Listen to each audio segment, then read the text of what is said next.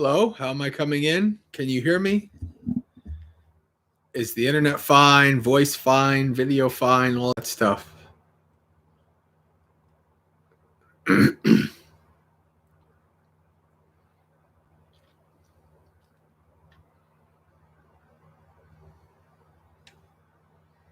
Maybe nobody is on yet who can actually type in the chat. Ah, there we go. Hello, Robert, John.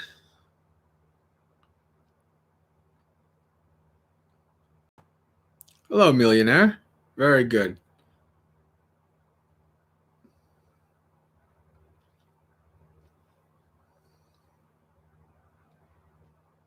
Hello, Elaine. Good evening.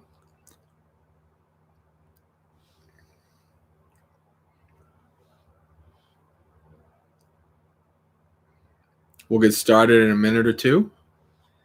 It's not quite 8 o'clock just yet. So we'll let some people roll in, and then we'll get started with some chanting.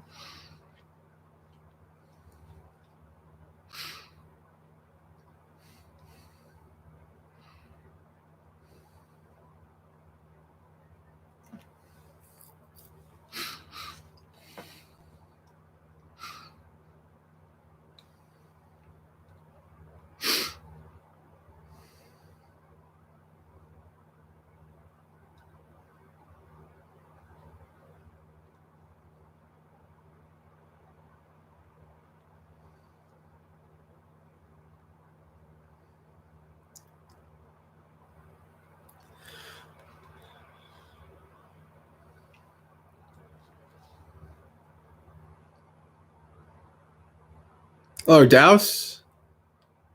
Oh, Amy. I'm doing okay here, Elaine. Enjoying my mountains. Oh, Rosalinda Vechukuma.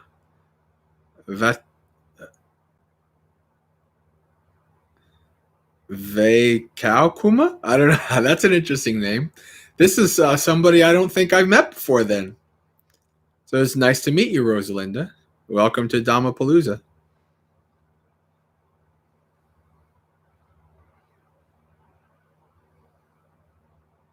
Oh, Sister Kay. Oh, good to see you.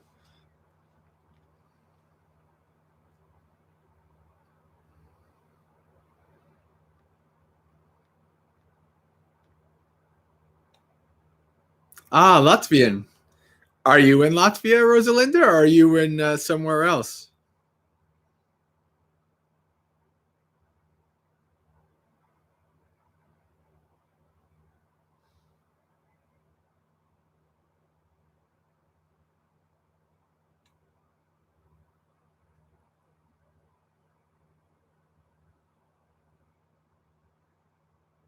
Ah, very good. Very good. There's a female monastic, I think, who lives in Latvia. An older monastic. She doesn't do live streams though, but I have met her in a monastic gathering online. So interesting. Well, that adds another country to our group, Latvia. Okay, friends. So let's get started with some chanting. Last week we went over a little bit dependent origination. And so this week, if there is nobody that has any comments or questions or topics, I think we can continue a little bit more with that topic. We've covered so many of the main topics many times on Dhammapalooza, but I've always kind of steered away from stuff that I felt was a little bit more complicated, a little bit more deep. But now I think it's time to go a little bit deep. You know, most everybody here has experience with dependent origination and such like that, so they can understand it. Well, at least a little bit. So let's do some chanting here. Namo tassa bhagavato arahato samma sambuddhassa. Namo tassa bhagavato arahato samma sambuddhassa. Namo tassa bhagavato arahato samma sambuddhassa. So I'm going to be chanting page 65 for those who want to follow along. Paticca samuppada anuloma avidya paccaya sankara sankara paccaya vinyanang vinyana paccaya nama rupa paccaya salayatanang salayatana paccaya passo passa paccaya vedana paccaya tanha paccaya upadana paccaya bhava paccaya jati paccaya jara maranang soka parideva dukkha domana suppayassa sambhavanti evametassa kevalassa dukkha kandassa samudayo hoti. Now patiloma avidya tveva esesa viraga niroda sankara niroda vinyana nirodo vinyana niroda namarupa niroda salayatana niroda passa niroda vedana nirodha tanha niroda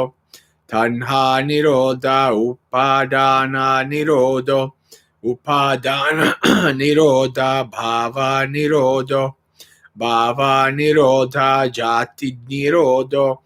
jati nirodha jara maranang soka parideva dukkha domana suppayassa nirujjanti evametassa kevalassa dukkha kandassa nirodha hoti.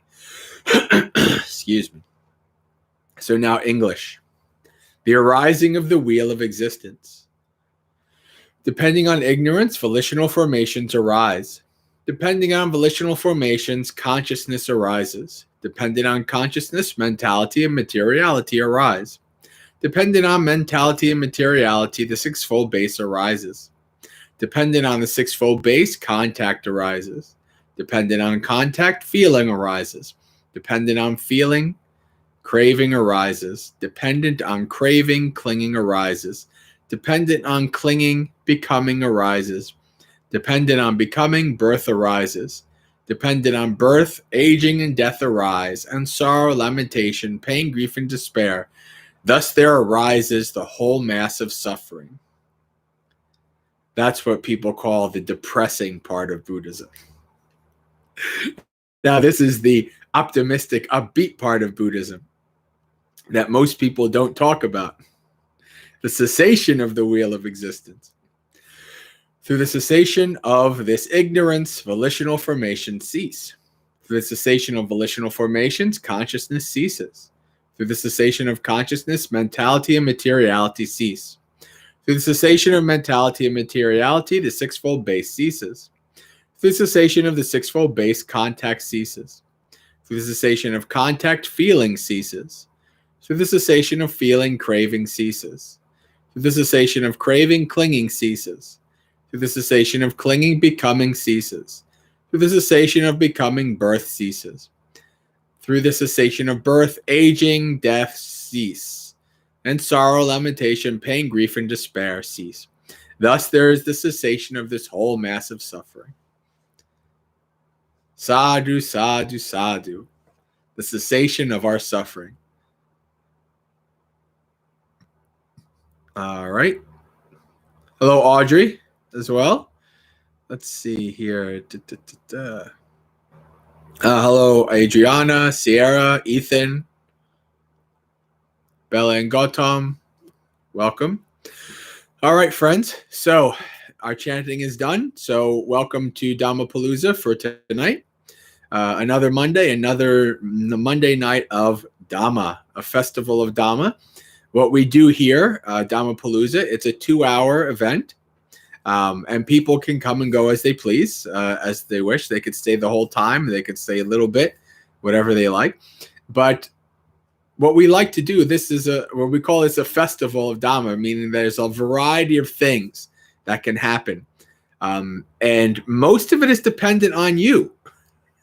So each Dhammapalooza is a little different. Sometimes I might come to Dhammapalooza with a topic I want to talk about. Like today is a little one of those, but that's a very rare thing, right? So what I like to do is we like to start Dhammapalooza off with understanding that you can, if you type in the chat, if you ask questions in the chat, if you interact with each other in the chat, that's not bothering me. That's not interrupting me or disrespecting me. That's actually part of what Dhammapalooza is, right? Dhammapalooza is a community event, all of us together, right? And so this means that I'm going to interact with the community and you guys can interact with each other in the chat. And for now, if you have any questions you'd like to ask me about Buddhism, meditation, monasticism, if you have any topics you'd like me to talk about, like to give a little Dhamma talk, I can do that as well.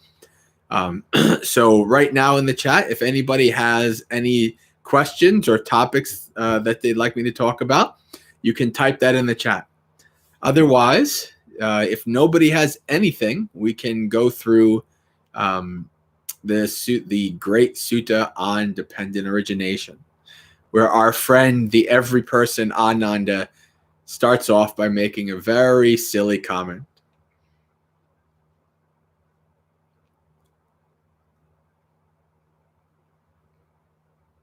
Ah, Jim, Delight. Hello. Welcome. Hello, Audrey. Oh, Robert Martin, sense restraint. That's a good topic. Sense restraint is something that is part of the Buddha's gradual practice, right? This is something that is a very basic practice for lay people and for monastics, right?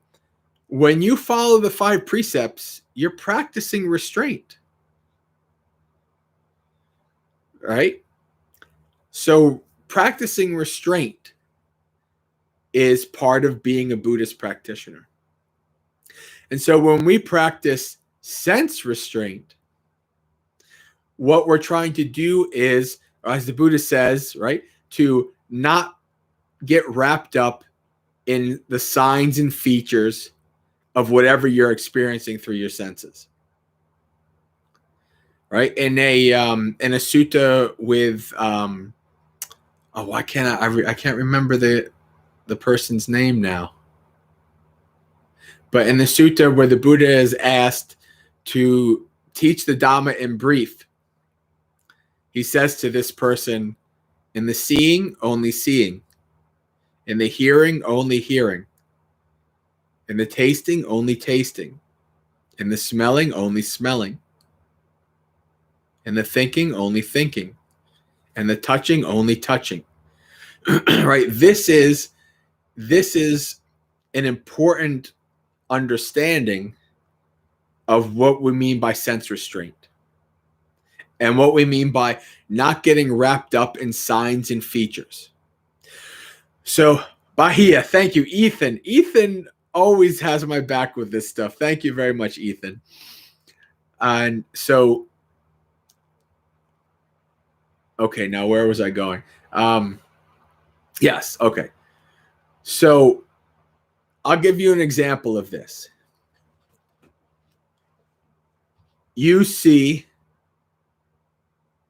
I'll give you a couple examples. You see somebody who's very attractive, right? Maybe you're on a retreat. Maybe you're on a meditation retreat and you see somebody who's very attractive, right? And you're trying to meditate, but you're kind of like, you want to look over there. You're like, yeah, right? Why? Because you're attracted to signs and features, right? It's like you can observe the person and you can recognize the attraction. You can say, I feel an attraction. It is a pleasant experience to see this person, right? You can reflect on that. You can restrain. You can be like, okay, this is what is happening. Or you can be like, oh, their hair is so wonderful, and or they're really strong, or they have a cute this or that or whatever, right? And you're getting involved in like, oh, I like their hair is this color and this style and all these kind of things. And before you know it, you spent like a 40-minute meditation retreat a period, like getting involved in the signs and features of this other person that you find attractive, right? Same thing with maybe your favorite food or something, like maybe like a croissant or like some kind of ice cream or something, right? Instead of just like, okay, this is smelling, this is tasting, this is understanding, then you just cut it out right there. You're just understanding it for what it is instead of getting wrapped up in it. Ooh, it's like, this is exactly how I like my ice cream. And maybe I wish it could have a little bit more sprinkles. And you just keep, going down. You're doing papancha. You're proliferating, right? You're getting wrapped up in this, right? So sense restraint is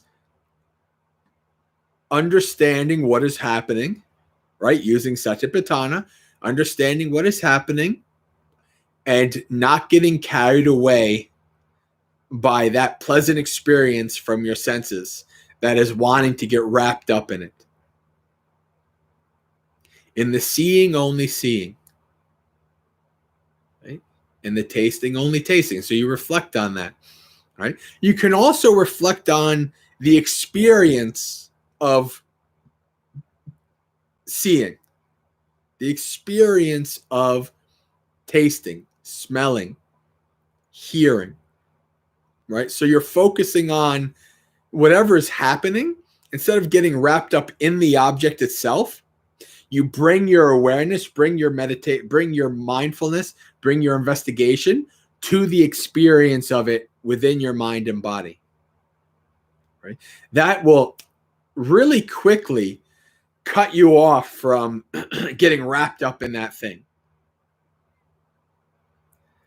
So like when I told you like about the whole, like you're at the retreat, that was my experience. Like every retreat I had, my mind developed this like retreat crush, right? Reed is not here. He would understand, right? You have this kind of like every retreat, it's like your mind like latches onto whoever you find the most attractive, right? And so you're trying to meditate and trying to practice and, practice really good. And then your mind is just looking over there. Or like you're doing yoga and like if they do yoga next to you, you're like, ooh, what's going on? All these kind of things. And you just get wrapped up in all these things. And you're not even at a retreat anymore. Well, you are, but you're not. Right? Because your mind is wrapped up in papancha. It's wrapped up in proliferation. As opposed to being focused on what's happening right here, right now with your mind and body.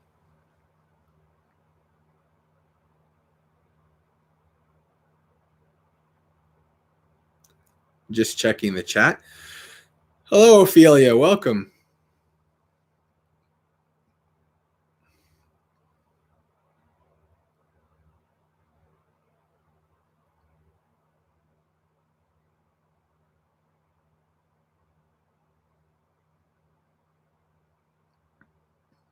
All right. People are meeting each other. Very good. Hello, Gleam Tech. Welcome.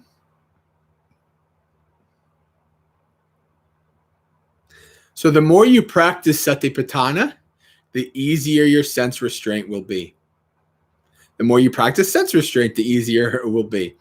You'll notice how your mind, when your mind settles into it, as opposed to your mind is wrapped up on something and totally obsessing over it. Very different mind states. So let's see. Douse has written a bunch of stuff here. Can I use self simply as a tool, knowing there is no permanent self? It's just use words like, this is not what I want. Yes, of course, you can use even the Buddha. The Buddha, there's a sutta where the Buddha says, yes, is asked, like, oh, these beings, these awakened ones, supposedly awakened ones, they're saying me and mine and use an I. And the Buddha said, sure, they may use these words as convention, but that doesn't mean that that they actually view it in such a way. Ajahn Chah says, understanding the mundane and the transcendent, right? If you're awakened, if you fully understand not self, then transcendently, you understand, there's no person, there's no permanent being here. But when I talk to people, I'm going to say me, mine, I.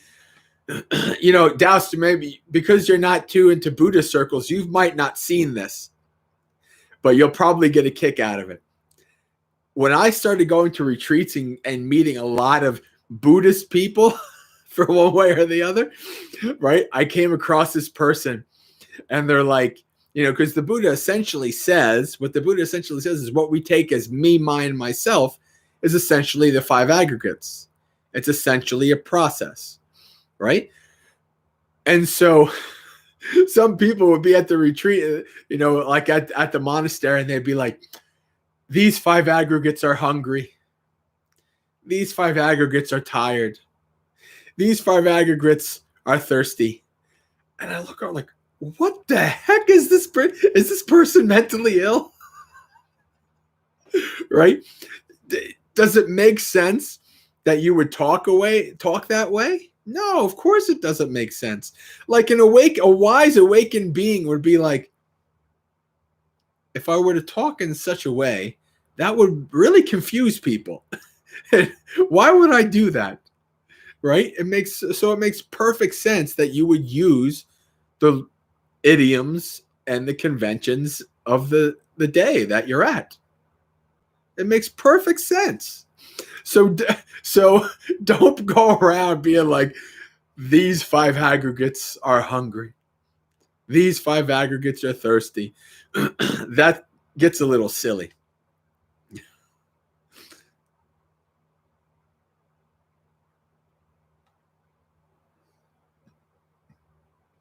It's perfectly fine to use the regular conventional words.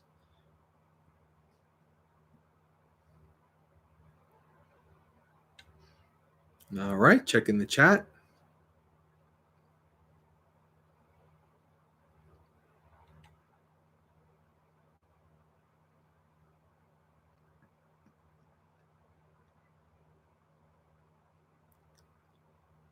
Yeah, you can't send links, Robert. I don't know what you're trying to post, but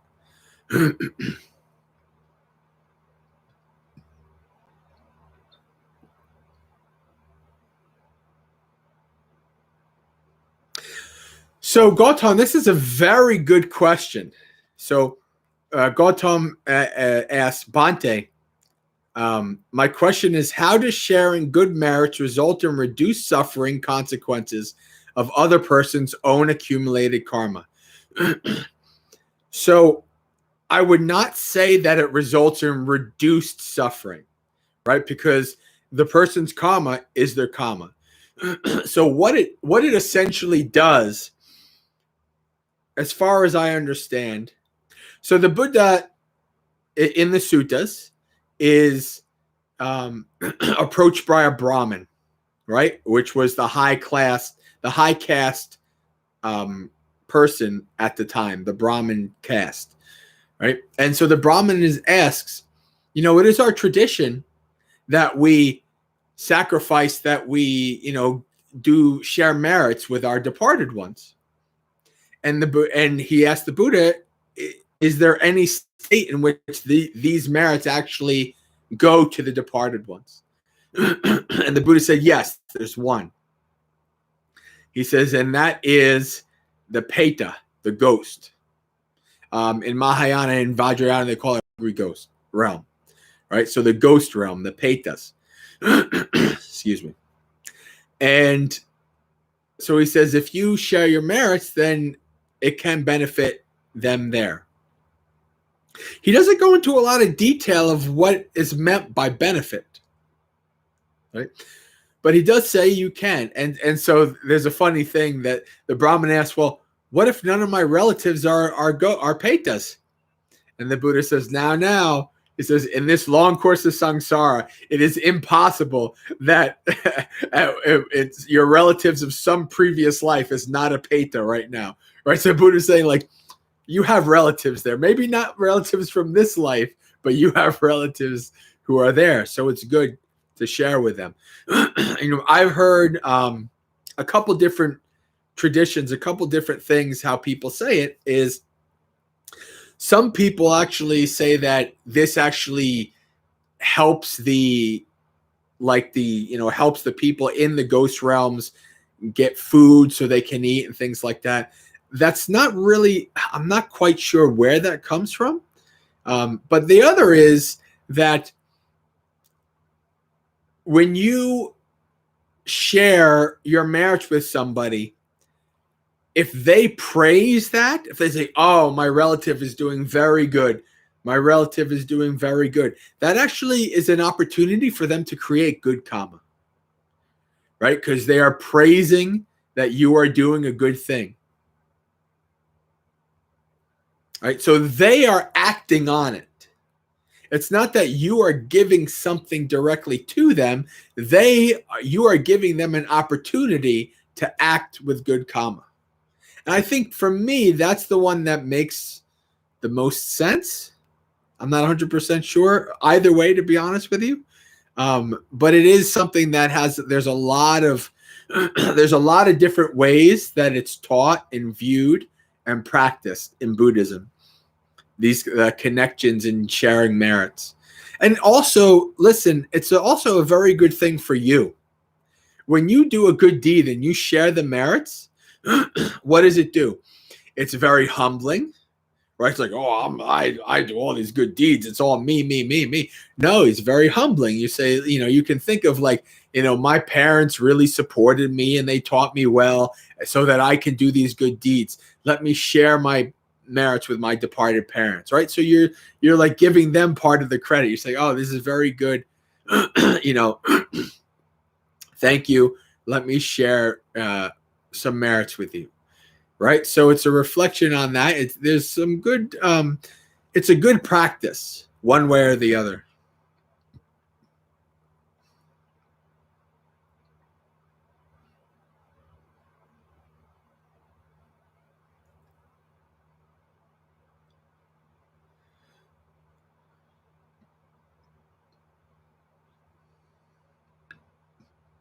Adriana, always with the hard-hitting questions. So going back to sense restraint. Now, what do you recommend for times where your mind won't stop going back to the cupcake or the person, despite how much you reflect on its drawbacks and impermanence of it? Oh, man, you killed off half my answer. Oh, boy. So what I would say is, if it's so strong that you can't actually, that sense restraint and satipatthana and gratification, danger, and escape and reflection of impermanence and all of that doesn't work, at the very least, just watch it. Just observe it. Let it do its thing. Just watch it. You don't have to apply anything to it. Just watch. Right? Now, of course, if it's going to cause you to do something unskillful, then you might have to, crush mind with mind or whatever, or, like do some kind of active countermeasure. But otherwise, if it's just purely in your mind, just watch it. Let it be. Just don't try to fight it. If none of that works, don't try to fight it. Just watch it, observe it, and know it. That's it. That's all you can do. It's like when I'm really, really, really sick. Like, I haven't been like sick in many, many years, mostly. But like when I was at Bhavana, especially during the season changes, I would get these really bad allergic like things where I was like, for 3 days, I just stayed in bed. It was just so bad. And my mind was so muddled. And I couldn't do anything. I couldn't, do any of my practices. So basically all I would do is just kind of sit there and just be like, just kind of observe, just watch. Don't even have to no narratives in the mind, no trying to do something, just to observe it, just to watch it, just to see what it's doing to my mind and my body. That's it. When there's nothing else to do, that's all. At least if you're watching it, if you're observing it, that's still gaining a little bit of wisdom. It's better than just totally letting go and just off to the races.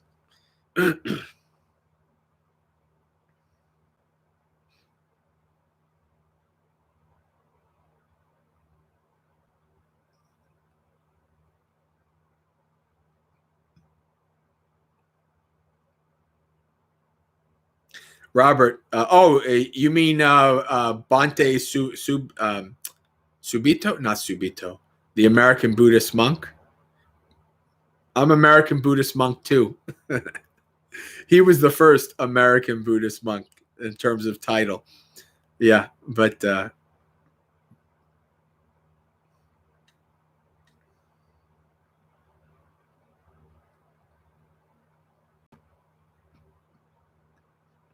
sounding wise and being wise are two very different things. And being highly educated does not equal being wise. Oftentimes it equals being very, very unwise. That's been my experience anyway.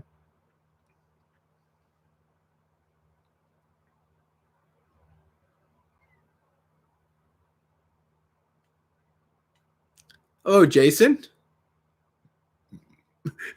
These 5 aggregates feel attacked.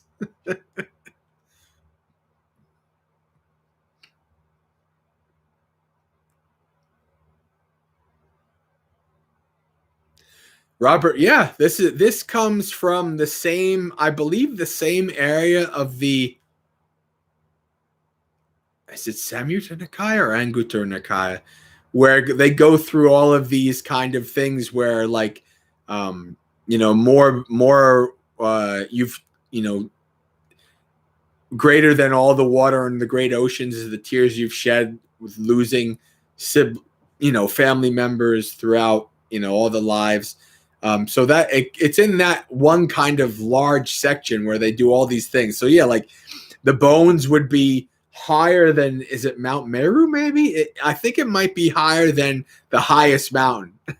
Basically, Mount Meru is like this mythological, really, really tall mountain in Jambudipa, which is in the suttas. Jambudipa is India. So the bones that you've of all the lives you've lived would be way higher than the mountain. Yeah.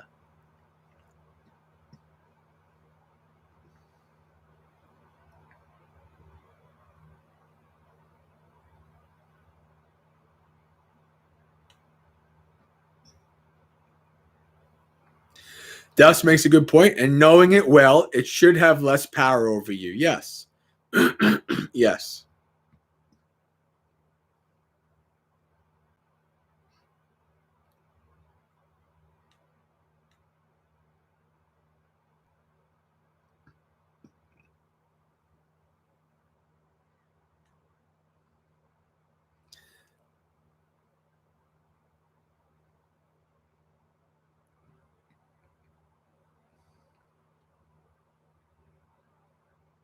I'm trying to see. I see Sister K's response about freeze the cupcake, but I'm trying to see, or maybe that's a response to me. I don't know.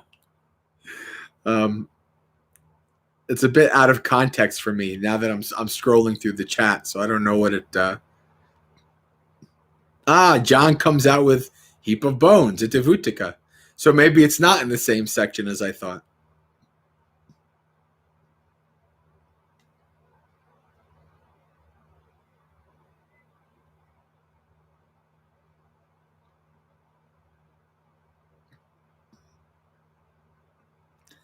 Oh, there's somebody named someone. Welcome, someone.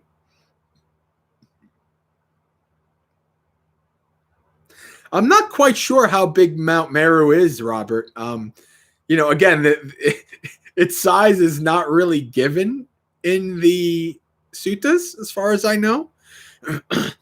If anything, it's given in yojanas, right? And we think we kind of know maybe how long a yojana is, but we probably don't. Different people have different estimations for how long a yojana is.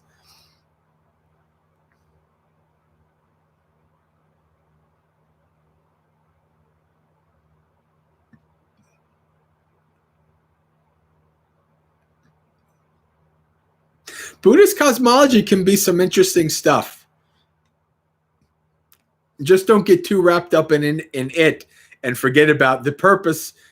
Anytime the Buddha usually brings up some kind of cosmology, it's usually to focus us in on what's important, which is the Noble Eightfold Path, the Four Noble Truths, and ending our suffering.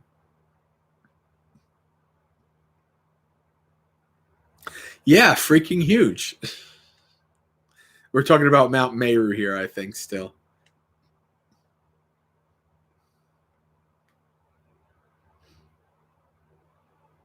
All right. So I think we've come to the end of questions. So let's do some reading. Now, I don't think that we're going to finish this today,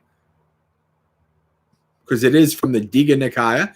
Digha Nikaya is the long discourses. So it's pretty long, but we can do a little bit of it.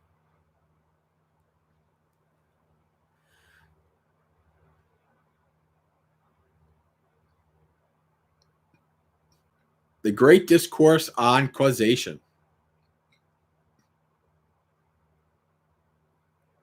So, dependent arising.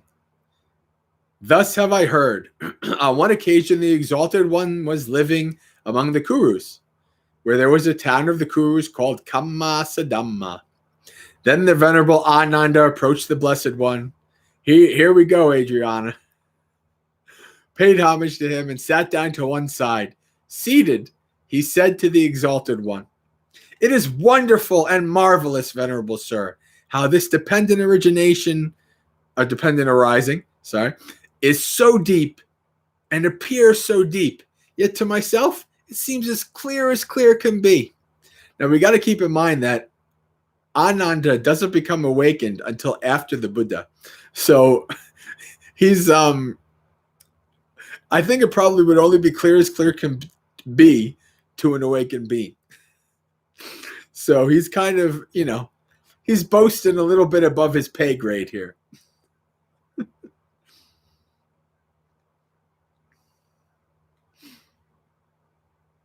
Do not say so, Ananda.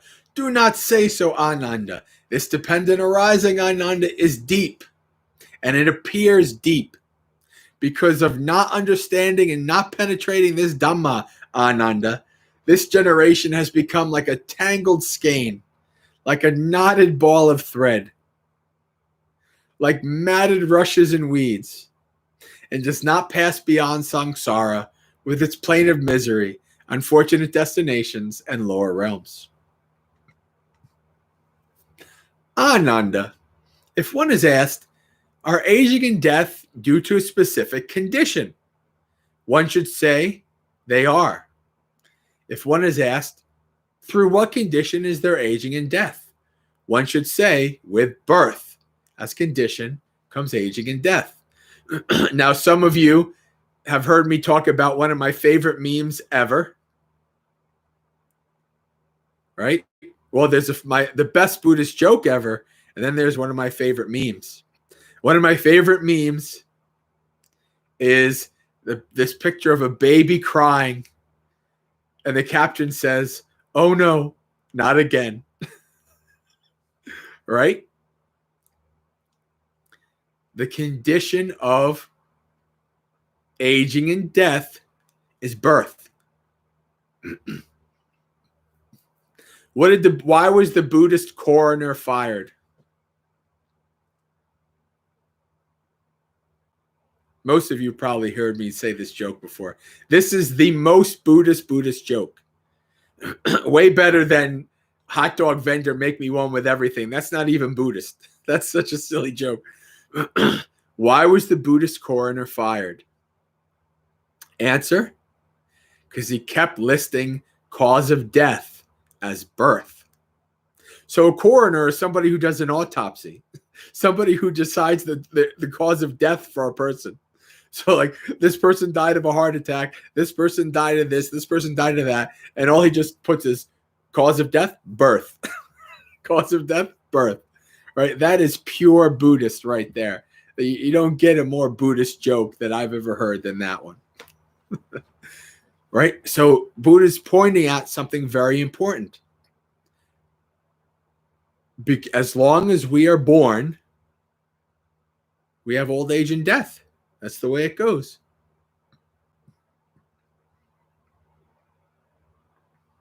Oh, hello, Jen. Welcome. I think this might be a record. We have over 20 people on here.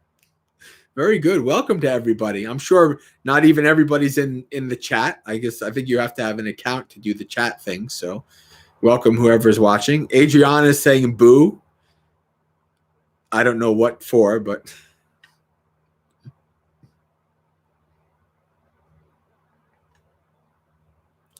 Welcome, Brandon. All right, so let's continue.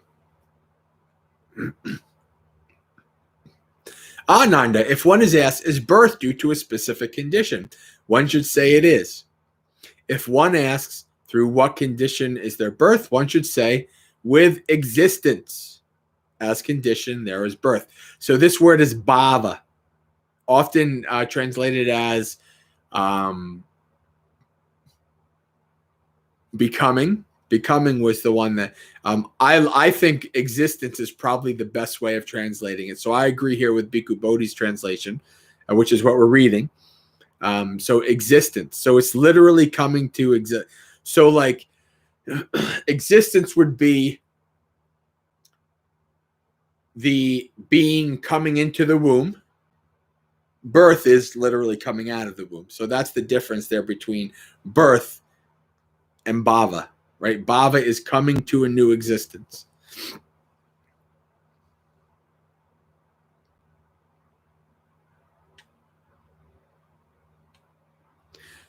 Ananda, if it is existence due to a specific condition, one should say it is.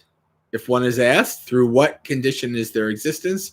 With clinging as condition, there is existence. Upadana, grasping up. Clinging. Right? We like something and we want it. We cling to it. Right? We cling to our sensual pleasures. Ananda, if one is asked, is clinging due to a specific condition? One should say it is. If one is asked through what condition, one should say with craving. Second noble truth, tanha, thirst. With craving as condition, there is clinging.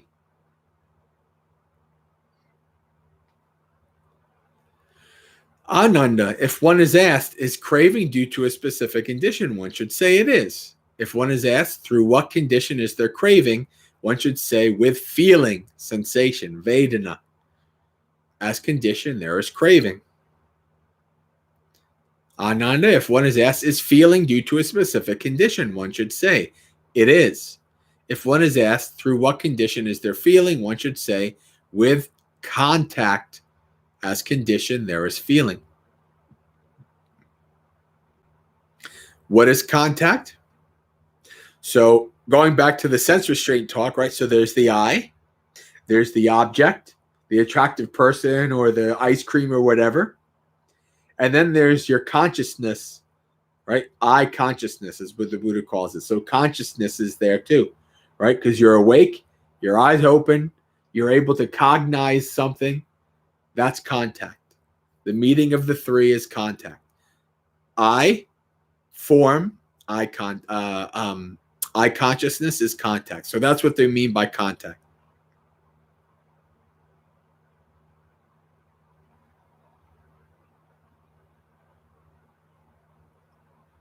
Ananda, if one is asked, is contact due to a specific condition? One should say it is. If one is asked, through what condition is there contact?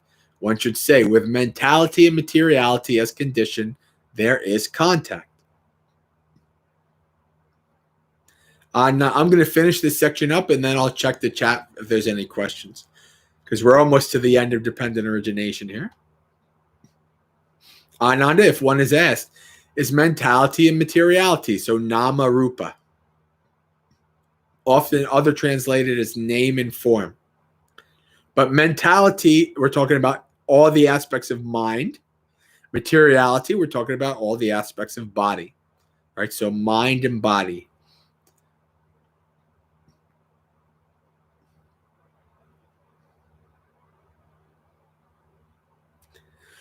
Ananda, if one is asked, is mentality or materiality? Wait, did I?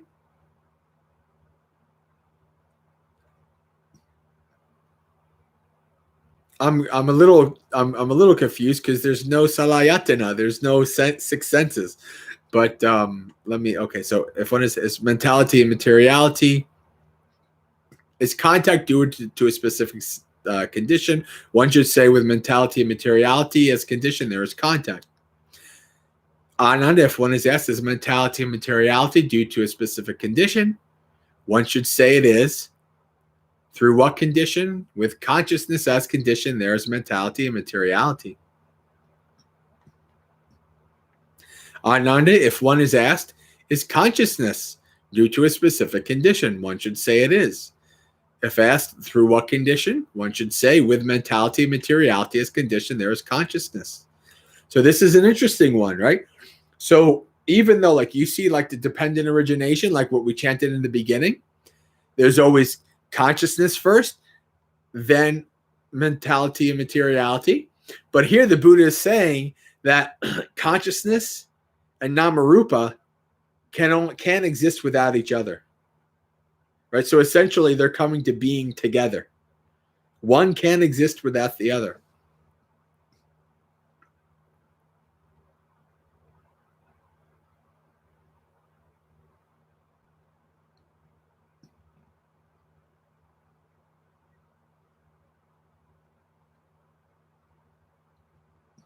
Thus, Ananda, with mentality and materiality as condition, there is consciousness. With consciousness, there is mentality and materiality. With mentality and materiality, there is contact. With contact, there is, as condition, there is feeling. With feeling, there is craving. With craving, clinging. With clinging, there is existence. With existence, there is condition, there is birth. With birth, there is aging and death, sorrow, lamentation, pain, grief, and despair come to be. Such is the origin of this entire mass of suffering.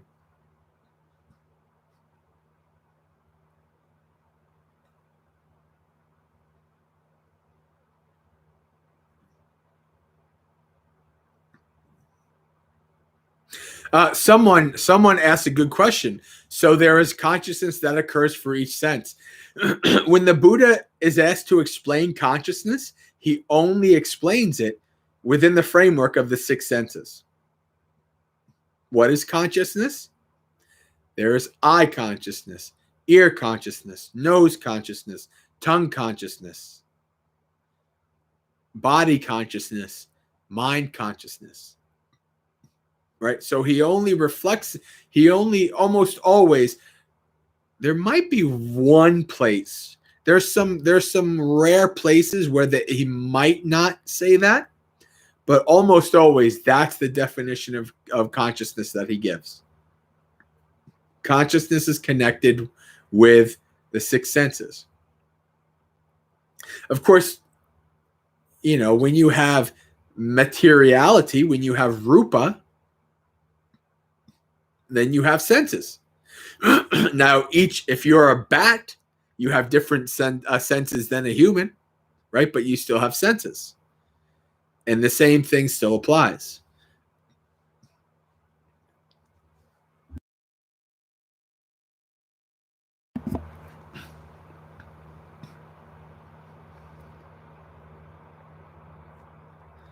Shab is saying, just like gravity causes particles, atoms, molecules to mash together in a mass like a planetary body, it seems craving causes these aggregates to congeal together in the mass of suffering.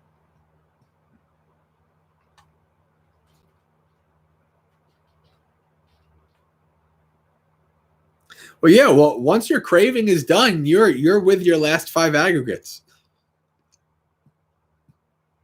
Craving is done. No more 5 aggregates.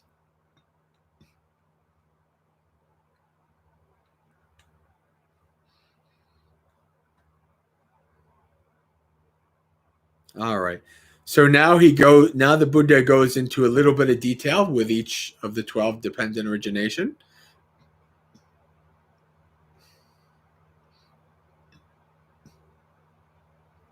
I think we saw a little bit of this before last week when we went over some of the smaller suttas in the Samyutta Nikaya.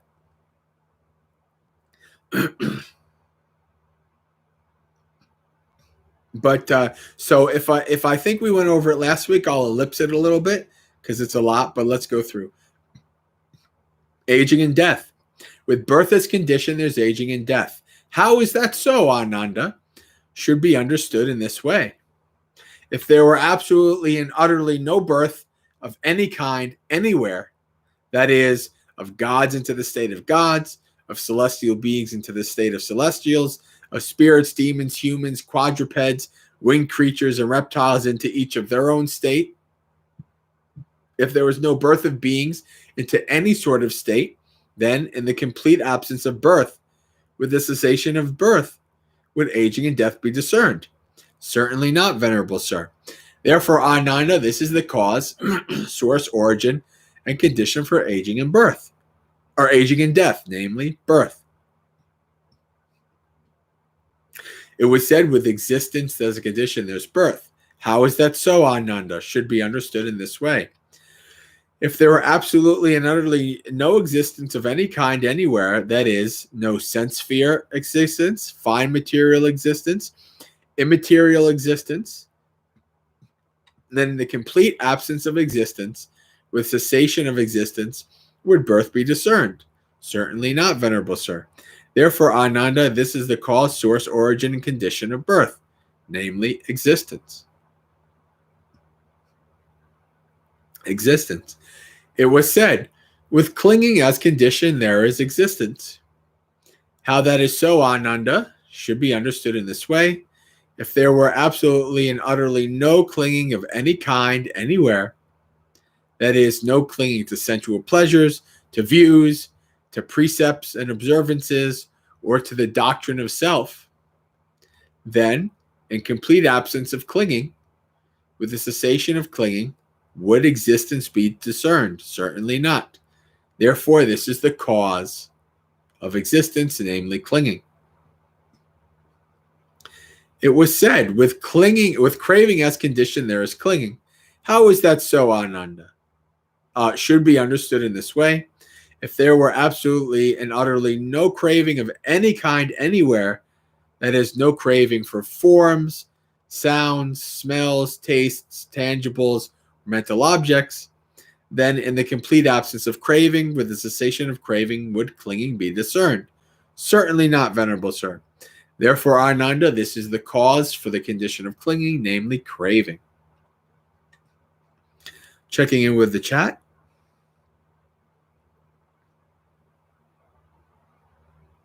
Oh boy, Adriana's making the Ananda mistake. Bhante, this dependent origination is deep, but it is clear to me.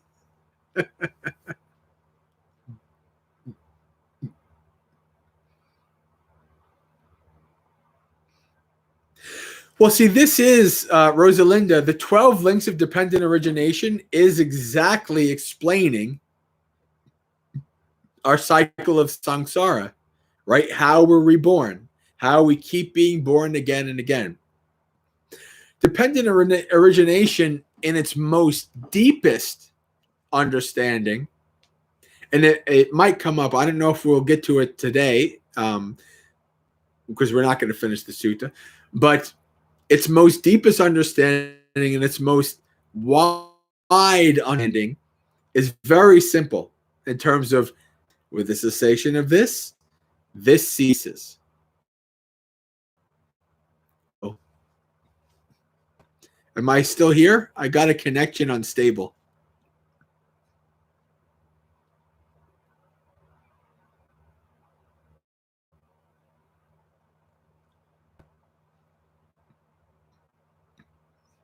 Hello in the chat. Can anybody hear me? All right, good. Understanding that when something arises, it is the cause and condition for something else to arise. When something ceases, it's the cause and condition for something to cease. It's like a stack of cards, like a house of cards, right? The cards in the middle depend on the cards on the bottom to exist. And the cards on the top depend on the cards in the middle. There has to be there's this conditionality. And everything you can possibly experience short of nib. So everything is conditioned. And this is dependent origination explaining that things are conditioned. Your thoughts don't arise without condition. Even though to you, you might think they just come out of nowhere. But there's a condition there. You might not see it yet. It might take you many years to start.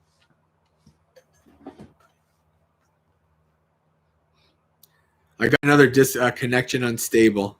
I am assuming I'm still here.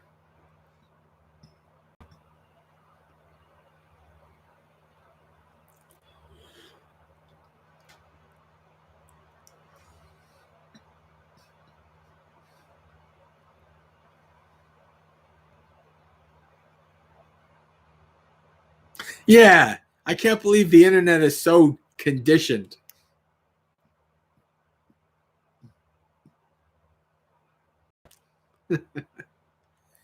This is called impermanence. This is called, Jim asks, how can we use dependent origination as a basis for insight practice? When you start to see dependent origination, you start to understand the nature of how things really are. When you start to practice and you start to see how things arise due to a cause, like with the thoughts, you start to see how things are, right? That's the development of insight. When you practice satipatthana and you observe how things arise, they persist for a time and then they cease, right? They arise dependent on a cause. They don't just arise out of nowhere for no reason. They arise dependent on a cause. They persist for a time dependent on a cause, and they cease dependent on a cause.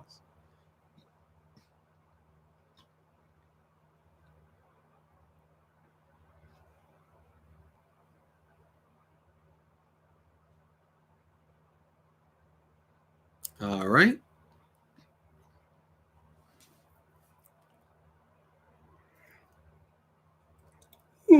Okay. It was said, with feeling as conditioned, there is craving.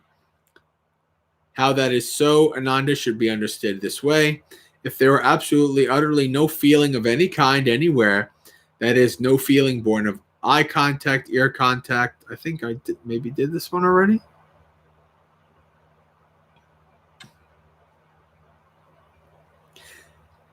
Ear contact, nose contact, tongue contact, body contact, mind contact. Then, in the complete absence of feeling, with the cessation of feeling, would craving be discerned. Therefore, the cause and origin of craving is feeling, dependent on craving. Thus, Ananda, independent upon feeling, there is craving. Independent on craving, there is pursuit. I see something I like, I want to grab it. I want to get more of it. Independent on pursuit, there is gain. I have it now. Independent on gain, there is decision making. Ooh, what am I going to do with this? How am I going to do? The papancha, right? Independent on decision making, there is desire and lust. Yes, more. Independent on desire and lust, there is attachment. Independent on attachment, there is possessiveness. No, this is mine. Nobody else can have it. Right? Independent on possessiveness, there is stinginess. Maybe you can have a little bit, but that's it. And dependent on stinginess, there is safeguarding. Get away, right? Dependent on safeguarding, what? Various evil, unwholesome phenomena originate. The taking up of clubs and weapons, conflicts, quarrels, and disputes, insults, speech, slander, and falsehoods. So the Buddha just right there explains how the whole thing works. See something, desire it, crave it, cling it, possess it, protect it, be miserly about it, take up some swords, whack people away. Get away. This stuff is mine. Get away. Right? Buddha just explained the whole kind of nature of craving, like the human nature. Kind of like the right when COVID first hit last year, and then there was no toilet paper. Get away. This is my toilet paper. Go away. You just see like people fighting over toilet paper, right? That's the way it went.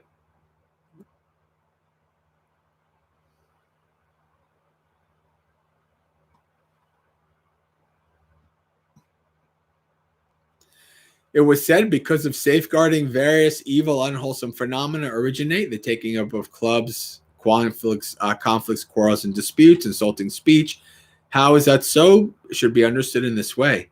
If there were absolutely no safeguarding of any kind anywhere, then in the complete absence of safeguarding, with the cessation of safeguarding, would those various evil, unwholesome phenomena originate? Certainly not, Venerable Sir. Therefore, this is the cause, origin, and condition for those various evil, unwholesome phenomena, namely safeguarding.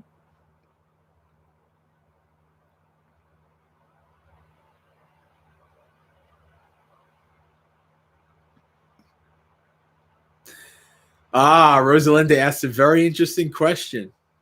Bante, just to be clear something up, does ignorance have a cause, even though it's the first factor?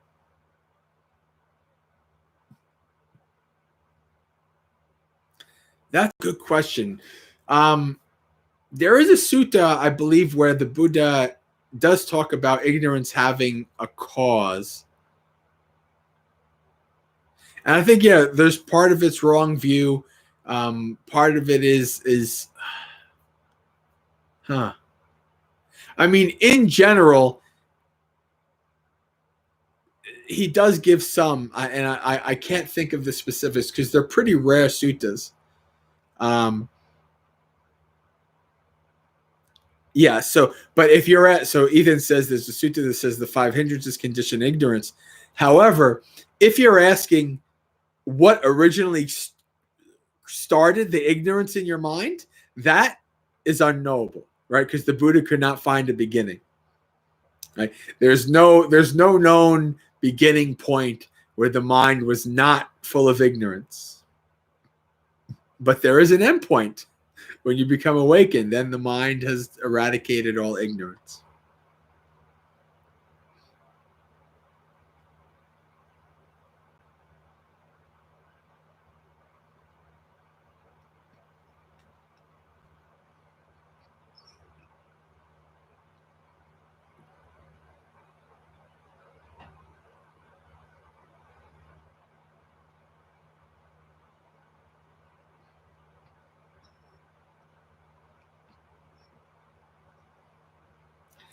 In dependence on possessiveness, there's stinginess. How this should be understood in this way.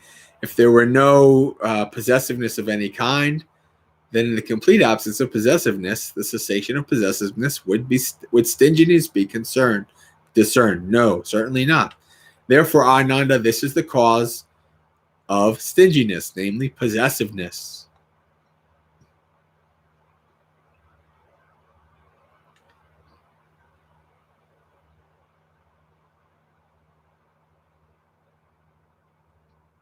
It was said, independent upon attachment, there is possessiveness. How that so should be understood in this way. If there were absolutely and utterly no attachment of any kind anywhere, then in the complete absence of attachment, with the cessation of attachment, would possessiveness be discerned? Certainly not. Therefore, this is the cause of possessiveness, attachment.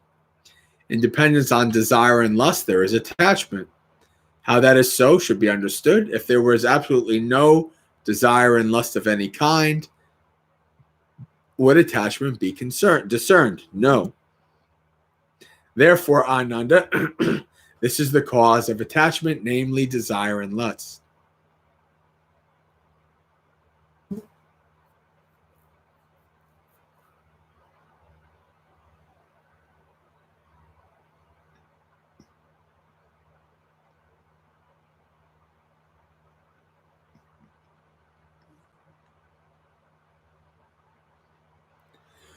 All right, I think we're going to end here for now on feeling. I'm going to just check in the chat if anybody has any questions or anything like that, and then I think we can do our guided meditation if there's nothing.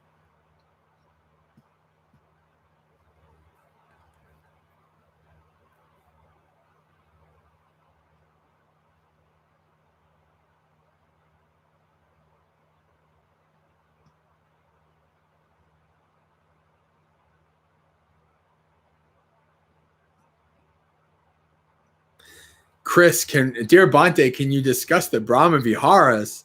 That's a big topic to start talking about now. I don't know.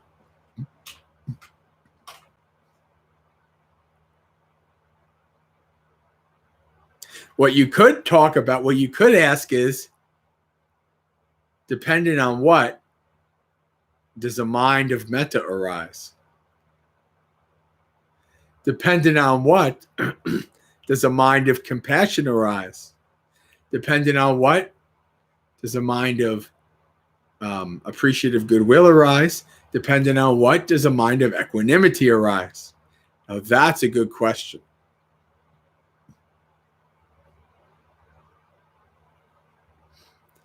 What is the cause and condition for metta?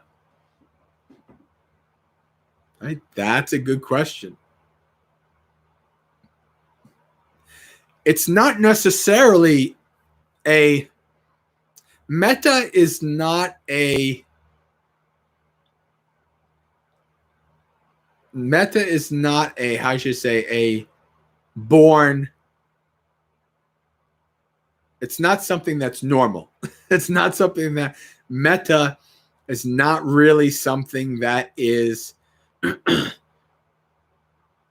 really part of human being, right? It's something that, like, the part of it is there, right? We have these us versus them. We have, we have lots of metta towards people we like, our in group, not so much our out group, right? And so metta is about limitless goodwill for all beings, right? That is the part that is not innate in humans. In many ways, it goes against our nature. So, and same thing with compassion, right? We can have lots of compassion for people we like, people in the in group. Not so much compassion for people on the out group, though. Right? Not so much compassion for those out group people. The other thing, mudita, appreciative joy, another thing that we're not a big fan of. Right? We don't like this person. We want to appreciate that they're doing well, that they're happy. And an equanimous mind, another thing, right? So these four things are not innate, right? These things arise from a cause. What is the cause? Practice. Practicing metta, right? Practicing compassion for all beings. Observing how compassion arises so easily for some, not so easily for others. Right? Observing that, understanding that. Very important. So these Brahma Viharas arise from the condition of practice. Practice arises from the condition of zeal. Right? Desire to practice, zeal. Atapi, diligence. Diligence arises from hearing the Dhamma, going to visit the wise ones, listening to the Dhamma. Right? This is all conditioned. If you did not hear the Dhamma, if you did not visit the wise ones to hear the Dhamma, then how would you have desire to practice?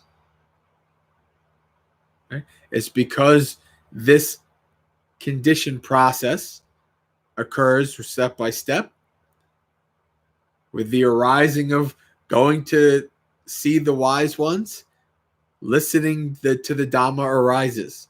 With the arising of listening to the Dhamma, zeal arises. When zeal arises, practice arises. Right? That's the way it goes. When practice arises, Samvega arises.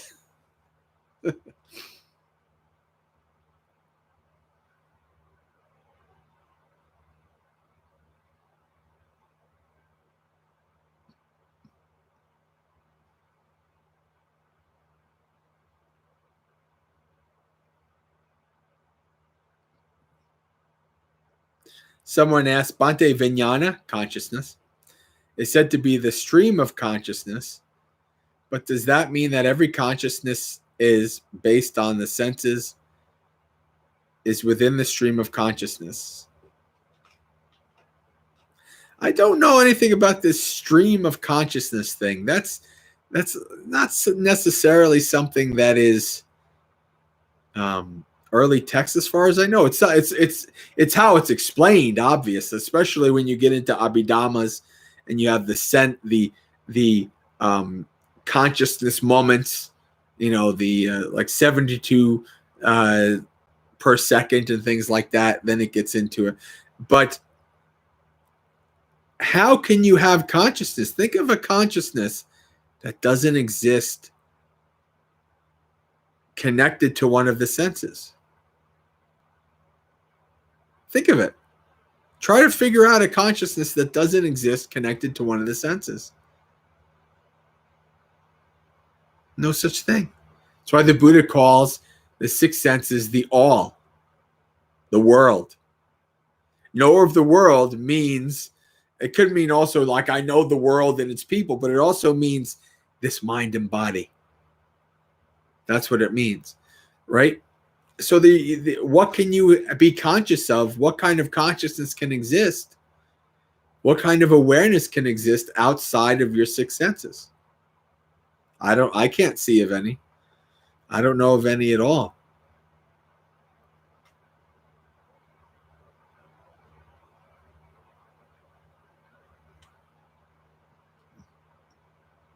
Don't forget, mind is the sixth sense, not seeing dead people. So even if it's just purely mental in the mind, it's still a sense. It's still part of the all.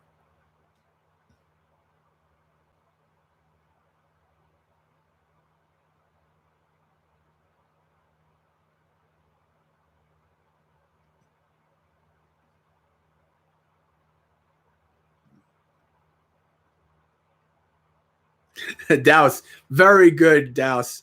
Too bad. Conditional metta? How about unconditional metta? Well, yes, it is unconditional in terms of who we're sending our metta to.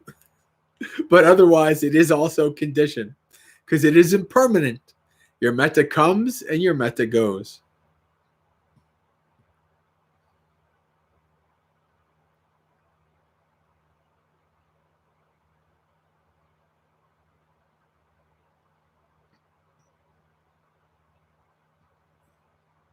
Jen responds, I don't know what he's talking. The context is a little off to me, but the one that keeps your lungs breathing and the one that keeps blood flowing through your veins. You don't need any consciousness for that. That's just this biological machine doing what it does, if that's what you're responding to. Otherwise, you can clarify in the chat.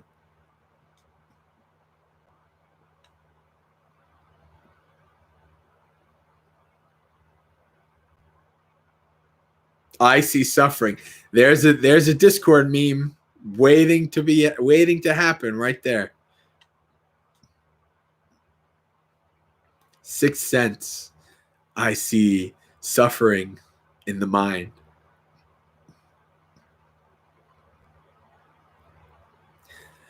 Jim says the Buddha saw the aging, sickness, and death, and that was the cause of his desire to escape. That right? Yes. Yeah. Would we say compassion was involved as a motivator?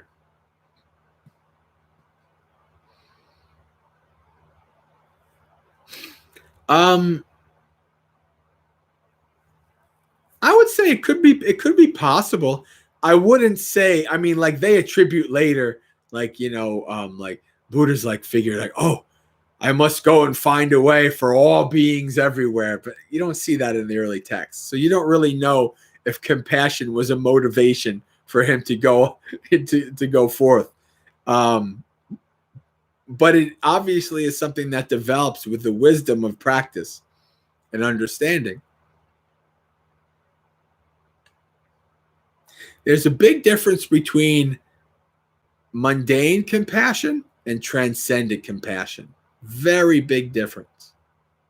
Mundane compassion is, as I said, it's connected with our likes and our dislikes, us versus them. Buddha's compassion, transcendent compassion, arises, its cause and condition is wisdom, not emotion. Its cause and condition is wisdom. Why? Because you see things as they are. You understand the human mind. You understand why people are doing all kinds of stupid stuff to each other. You understand how they're, they go, come and go according to their karma. And you understand, and you look at samsara and you're like, God, what a hellhole this place is. This is so horrible. I hope all these beings eventually become out of it. Right? And also the Buddha also knows that he can't do anything about it. He can't just wave his head like, what's that, Thanos or whatever, flips his hand and like all, people die or whatever exists. Buddha can't go like this and then people are awakened. That doesn't exist. Right? So part of that wise compassion is understanding that people are the owner of their karma. Right? And you can only do so much. And so it's very important to understand that difference.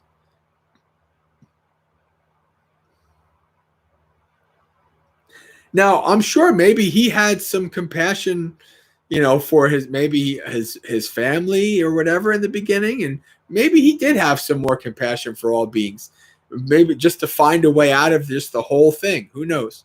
But it's not.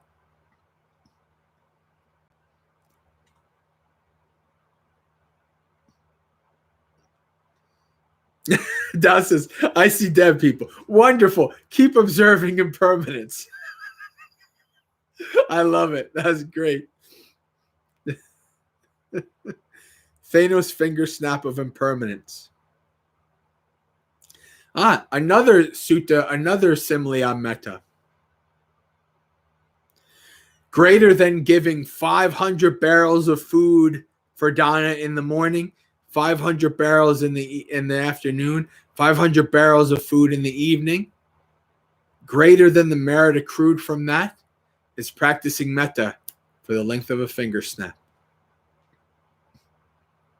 Metta is very powerful.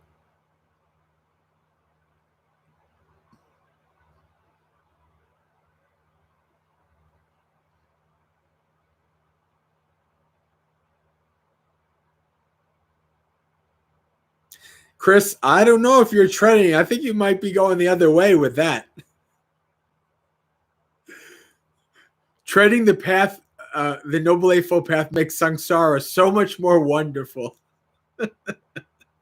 You know what the Buddha said about samsara? The Buddha took a little piece of dung in his fingernail, and he says, monks, I do not approve of even this amount of samsara. Meaning There's nothing worth staying here for. Get the hell out. That's the Buddha's compassion. Here's the path. Follow the path. Get the heck out of this place. Like that old song, we got to get out of this place if it's the last thing we ever do.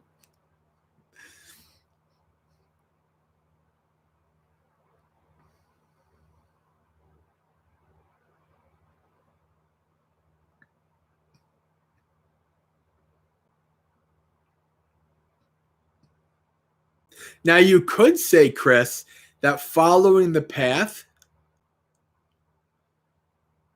causes you to have less suffering in samsara. You could say that. And so you have peace and contentment and things like that. But even still, especially the deeper you get in your insight and your refinement, you see sankhara dukkha. That there's nothing. There's absolutely nothing, because all things are sankhara. All things are conditioned, except for nibbana, right?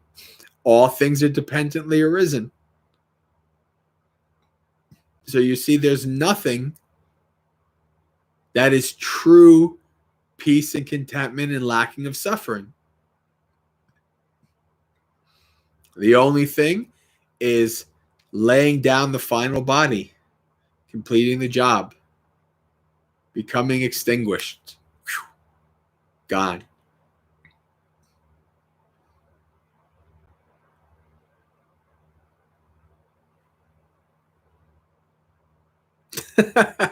Gleam text breaking out some Jimi Hendrix.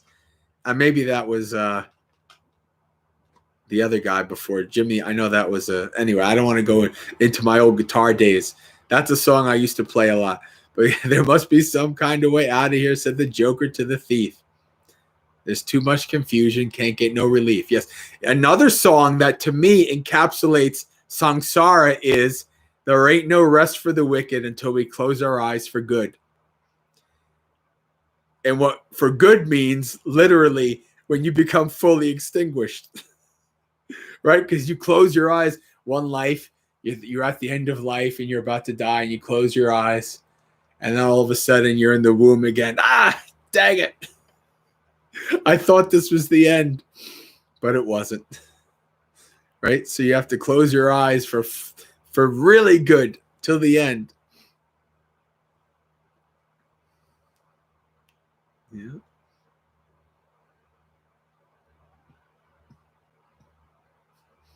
All right.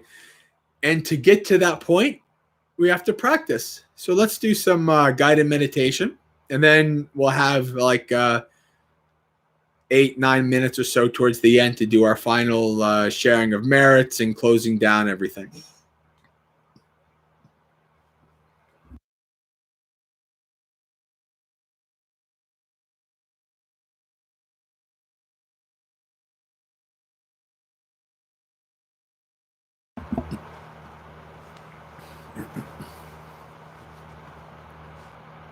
Set up your body in whatever position is most comfortable to you.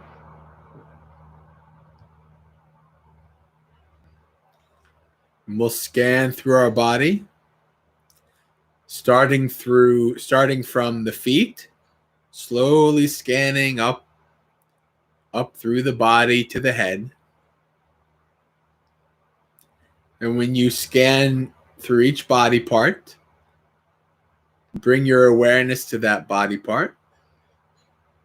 And by awareness, I mean that you come into contact with whatever sensation, whatever feeling is there.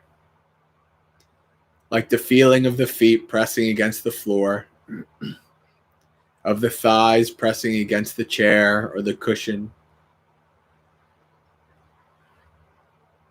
Develop this practice of being able to investigate these sensations so you can see if there's any small amounts of pain or discomfort or any imbalances in your posture that can lead to much pain and discomfort later.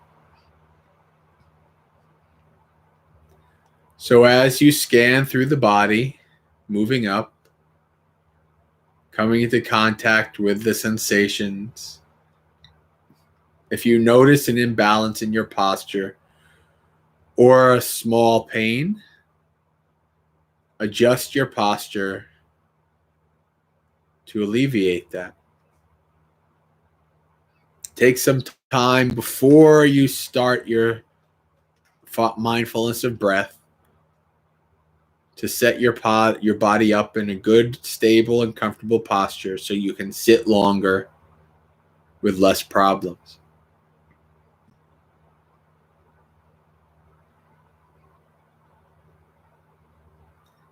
Bring your awareness up through your ankles into your calves.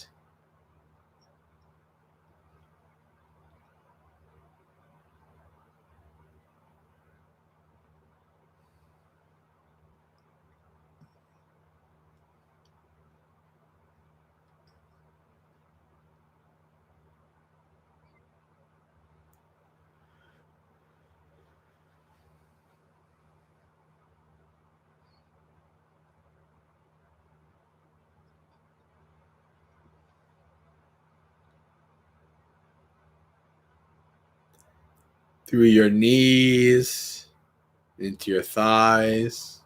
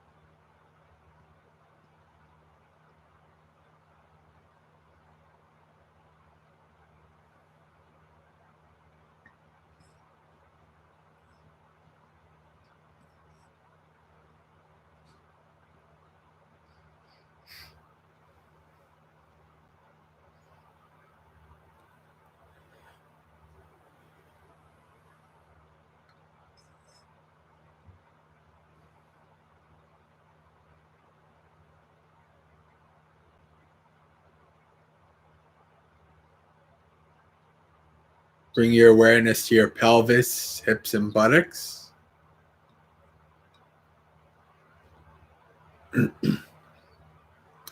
Try to become aware about how the pelvis's position affects the balance of the spine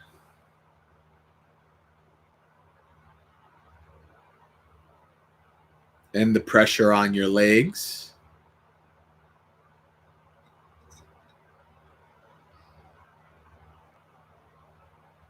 So adjust your pelvis so that your spine can rest comfortably and naturally, not being slouching or leaning.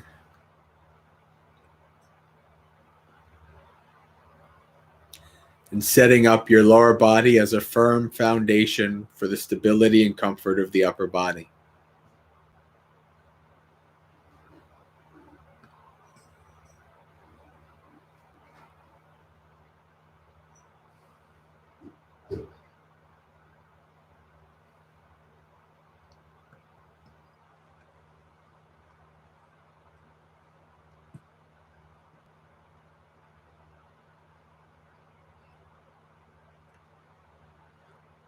And when you're ready, setting up your lower body as that foundation, you can move to the abdomen and the chest, checking that your spine is not being stretched or elongated. Just allow it to rest in its natural position.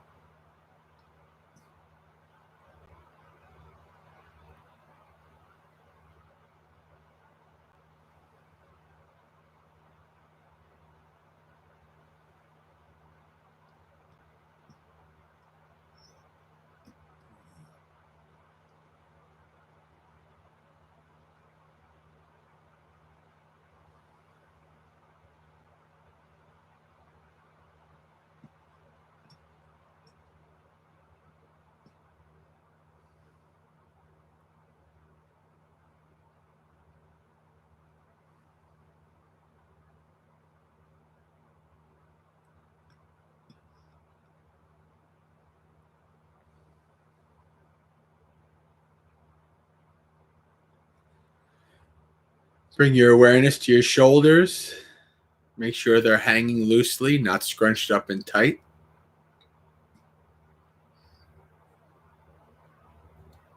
And then down through the elbows and the hands.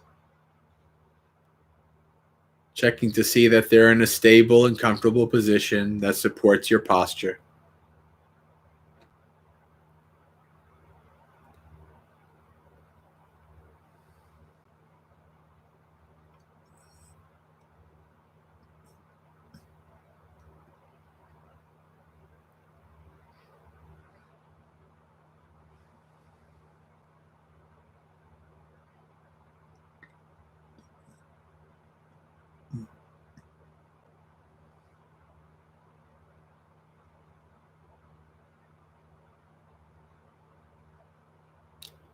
And then finally, when you're ready, bring your awareness to your head.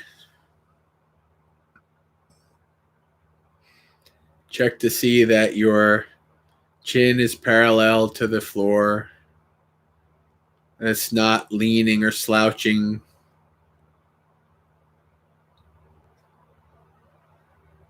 But resting comfortably.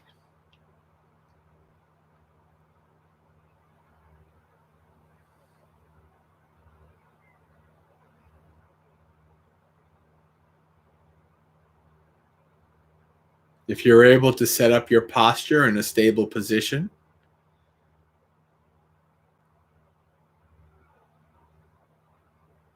then there will be no straining of the back muscles to try to keep things balanced.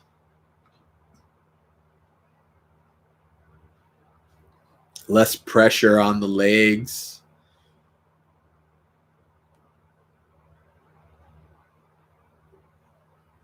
A good balanced posture that allows for longer and longer sitting with less and less problems.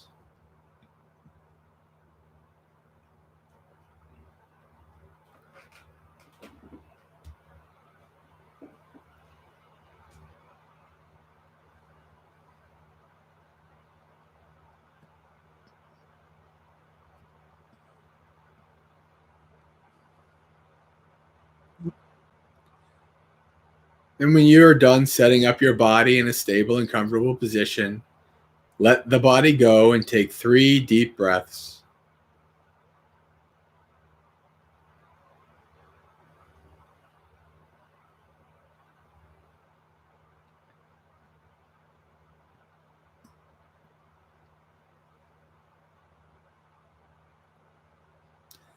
And then let the breath go. From here on in, we do not wish to manipulate or control the breath in any way. This body has been breathing from the moment you were born and will continue to do so until the second you die. It doesn't need you to do its job. Your job is to only observe, investigate. Watch as this body breathes in. Watch as this body breathes out.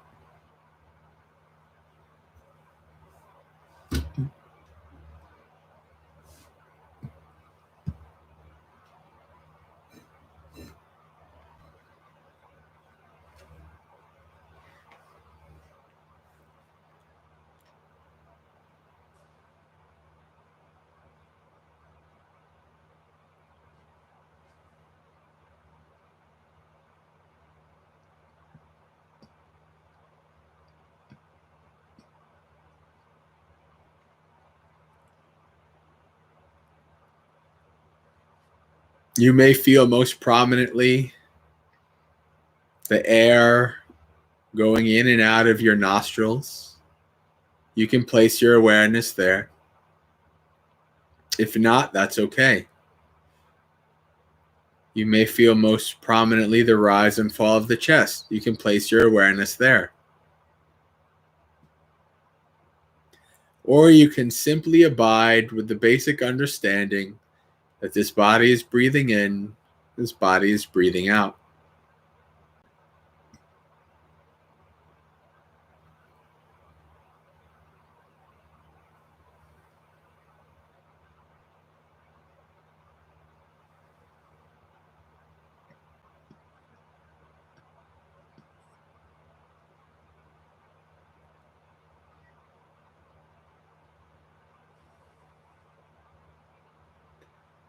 Friends, we come to our meditation with many responsibilities, worries, and burdens. Family and friends, work and school. Many things that will seek to come to our attention as we practice. For the time of this practice,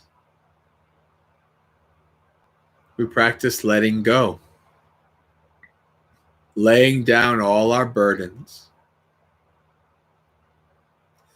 Just as the mighty Atlas holds the world on his shoulders, so too do we each hold our world on our shoulders, a heavy burden.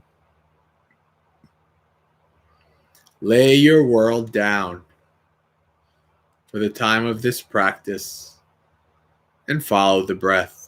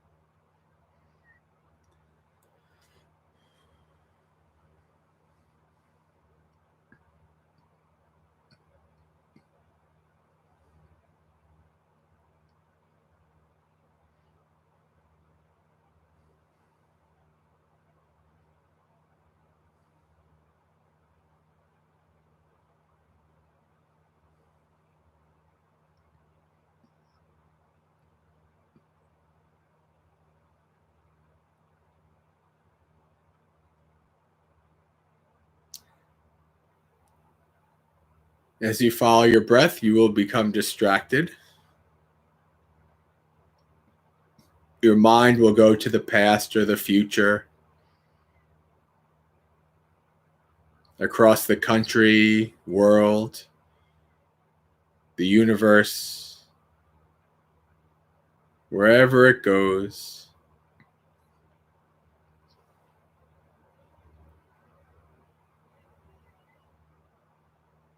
Or they might be a distraction from the outside, like a sound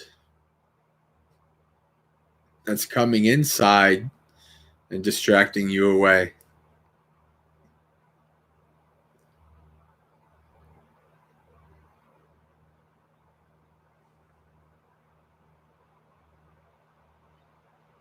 Whenever you get distracted away, first, marshal all your mindfulness together and acknowledge that you've become distracted. Second, practice practice letting go of that distraction,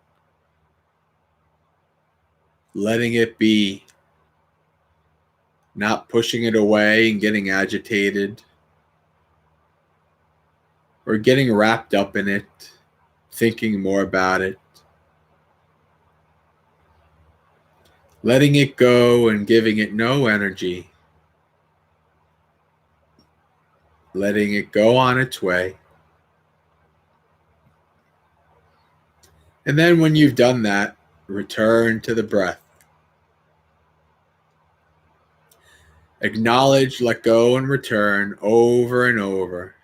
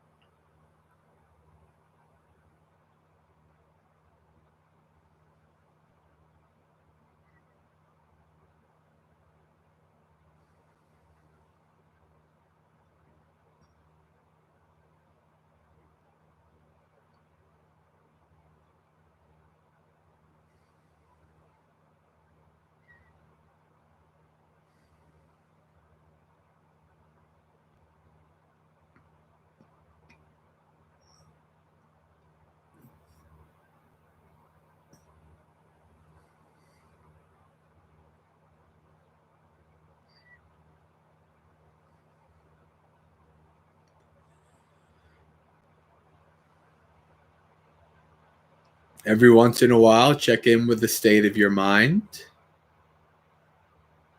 Is your mind becoming more tranquil and peaceful or not?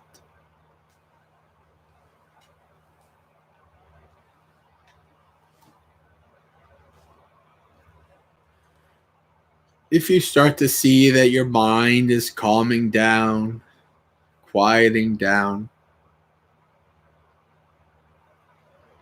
you may begin to see further characteristics of the breath.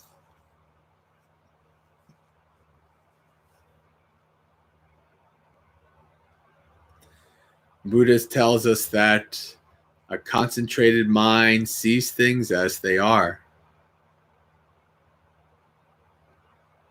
To be able to see impermanence, to see conditionality very deeply, requires a calm, tranquil mind.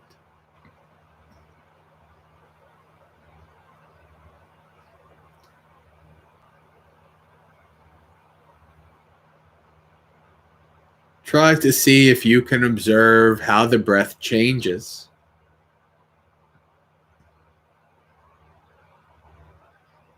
Sometimes the breath is long and deep, sometimes short and shallow. Follow the breath and observe impermanence. Investigate its changes.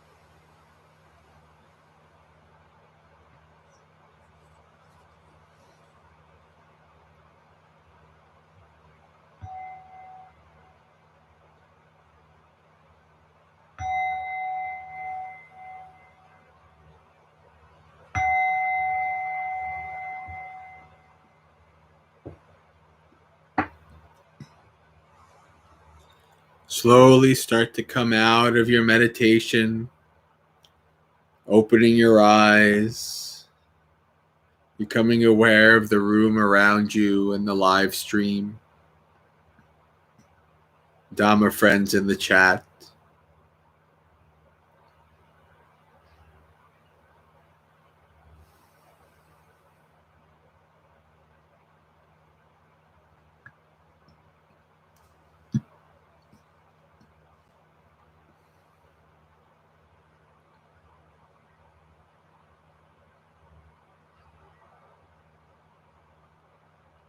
Reflect on how your mind state is different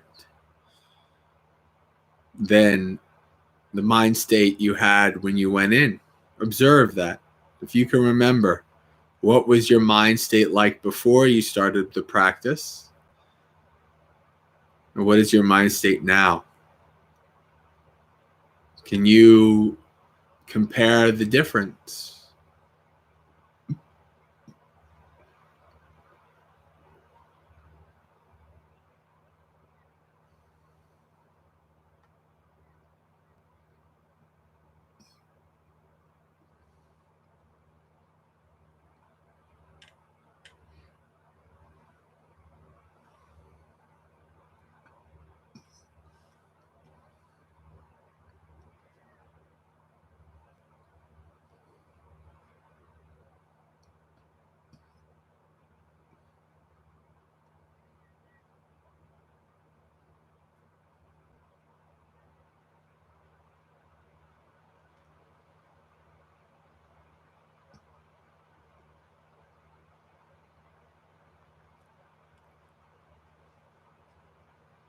I hope I'm still going. I don't see nobody's typed in the chat since the meditation ended. I wonder if I'm still around. There we go. Okay. Thank you, Adriana, for confirming that we are still online. Why don't we read a couple little verses from the Samyutta Nikaya? And then we can do our sharing of merits, and then we'll end.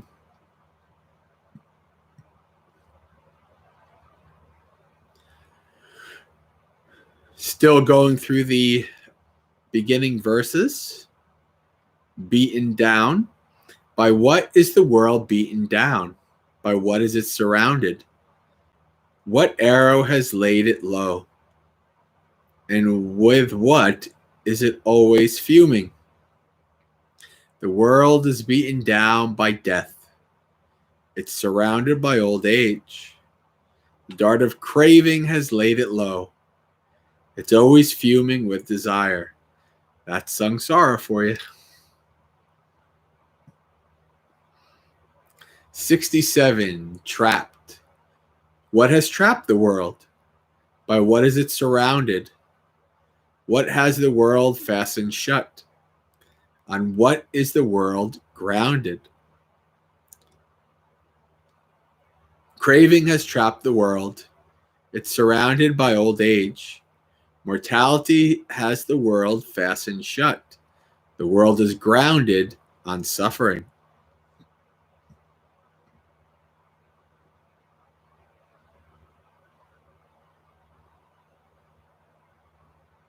Fastened shut.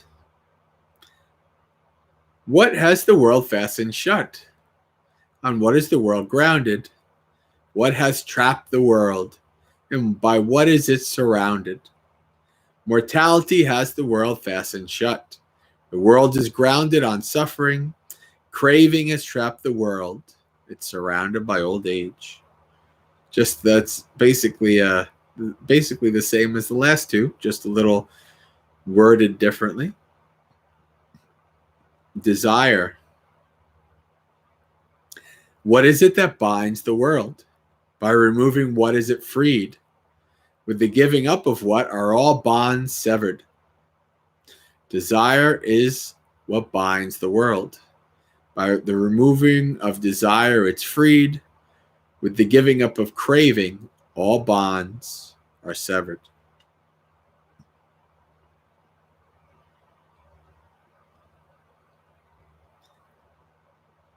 So this word here. It's bond, fetter, attachment, imprisonment, binding, bondage. With the giving up of craving, bondage is severed.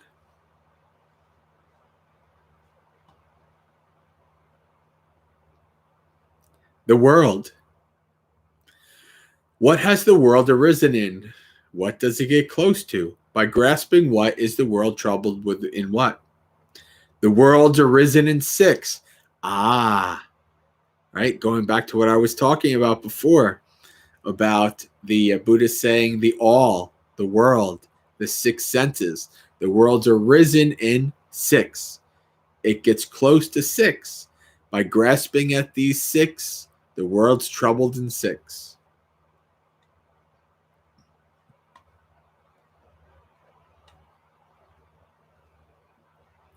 Incinerated. Interesting title. At Savatthi, standing to one side, the deity addressed the Buddha in verse. When what is incinerated, do you sleep with ease? When what is incinerated, is there no sorrow? What's the one thing? What is the one thing, Gautama, whose killing you approve? Do you know this one? I've talked about this a bunch. What is the one thing? The Buddhas approve of one thing, killing one thing, anger. When anger's incinerated, you sleep with ease. When anger's incinerated, there's no sorrow. O deity, anger has a poisoned root and a honeyed tip. The noble ones praise its killing, for when it's incinerated, there is no sorrow. Right? Honeyed poison root. So this is anger has a honeyed crest, meaning like the crest is like the flower, right? It's sweet. It tastes really good. We really like it, especially if we have this feeling of righteous anger. I'm anger for a good reason. Oh yeah, it feels good. Feels good to be the Hulk, right? But then there's poison there. That's the poison root. It's like you were to say, "Oh, this flower tastes good," and then you die, right? Didn't help you. You died from it, right? So the Buddha is saying here that there's no such thing as good anger. There's no such thing as I'm going to use anger skillfully. Now you could reflect on why you're angry, and then if you need to do something about it, you later mindfully reflect on what you're going to do about it. But doing of something in anger is never skillful. Doing something in any kind of strong emotion never ends up being any kind of skillful. It's very clear because the Buddha says that when you act out of anger, when you act out of lust, a strong emotion, you don't know, your mind is not clear. You don't know what's best for you. You don't know what's best for others, and you don't know what's best for either, right? So you don't know what's best because your mind is not clear, mindful. No such thing. Your mind is muddled with anger, muddled with lust, muddled with whatever. So this is very important. And with that, I think we end. Let's do our sharing of merit. Dukkha patta chanit dukkha, bhaya patta chanit bhaya, soka patta chanit soka, hontu sabbe pipaniyo, ettavata cha mehi sampadang punya sampadang, sabbe deva anumodantu sabba sampatti settiya, akasatta chabumata deva naga mahiddika, punyang tang anumoditva charan rakantu sasanang. May the suffering ones be suffering free, and the fear-struck fearless be. May the grieving shed all grief. May all beings find relief. May all beings. I was going to try to do if I can do the English off the top of my head. Pali, I know. English, I don't. May all beings share this merit that we've thus acquired for the acquisition of all kinds of happiness. May beings inhabiting space and earth, devas, nagas, and yakas of mighty power, share in this merit of ours. May they long protect the Buddhist dispensation. Sadhu, sadhu, sadhu. All right, friends. This is the end of Dhammapalooza for another week. I am currently doing Monday through Friday in the mornings in East Coast USA time, morning monastery experience, which is 20 minutes to a half hour of some chanting, precepts, chanting, and a little bit of a Dhamma talk, a little thought of Dhamma to reflect on for the day, right? And currently featuring views of the mountains. Who knows what the mountains will look like today? Right? Foggy, clear. We don't know what the mountains. Each day it's a little different. So come join us in the mornings if you can, if you're able to. Otherwise, hopefully I'll see you somewhere on the channel. If you are, Adriana has done it. So if you have an interest in learning about the early Buddhist texts and learning how to practice, as using those texts as a framework, you can feel free to send an email to the email that Adriana has posted to join our community on Discord. And I think that's about it. So as Chris says, if you like what I do here, sharing, doing the thumbs up and all that helps the channel. So that's always appreciated. Rosalinda, it's nice to meet you. And everybody else who is, I have seen every week. You all come and it's much appreciated. So I will see you all again, either for Morning Mountain experience, monastery experience, or next Dhammapalooza. So until next time, I wish you a very spiritually successful and peaceful week. Suki Hotu, may you be happy. Practice well and be well.